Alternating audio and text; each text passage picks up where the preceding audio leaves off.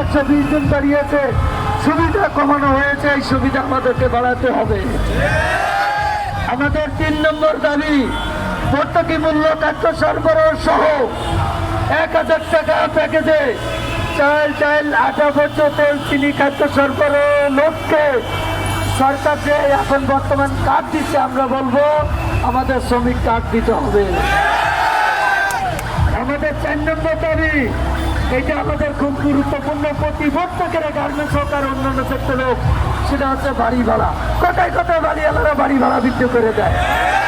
আমাদের এই বাড়ি ভাড়া আইন নিয়ন্ত্রণ করতে হবে এবং এটা স্থানীয় সরকার, আমাদের বর্তমান যিনি সব থেকে মুরব্বী মির্জা ফখরুল ইসলাম আলমগীর, ওনাকে আমরা অ্যাড্রেস করে বলতে চাই, আপনি বাড়ি ভাড়া নিয়ন্ত্রণ করতে হবে এবং ডরমেটারি চালু করতে হবে অবিলম্বে শ্রমিকদের জন্য।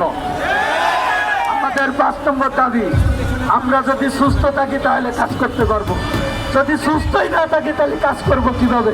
অতএব আমাদের সুস্থ থাকার জন্য আমাদের এলাকা ভিত্তিক হাসপাতাল নির্মাণ করতে হবে এবং সেই হাসপাতালে সান্ধ্যকালীন যাতে আমরা চিকিৎসা পাই সেই ব্যবস্থা করতে হবে।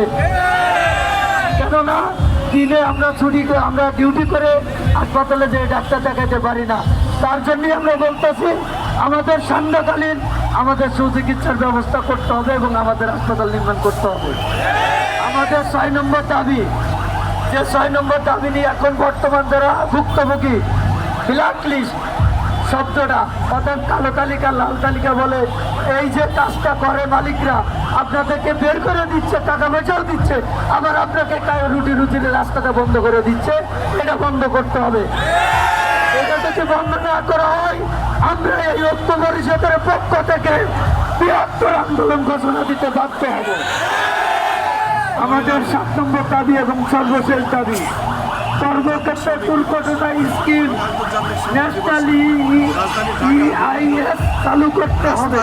এটা আমাদের ঐক্য পরিষদের পক্ষ থেকে 7 নম্বর দাবি। আমরা দেশ ও দেশবাসীকে জানালাম।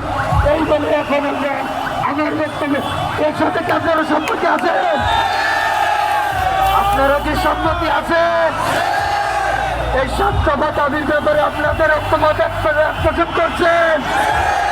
এখন আমি সভাপতিকে বলবো সমাপ্তি ঘোষণা করার জন্য। ধন্যবাদ সবাই।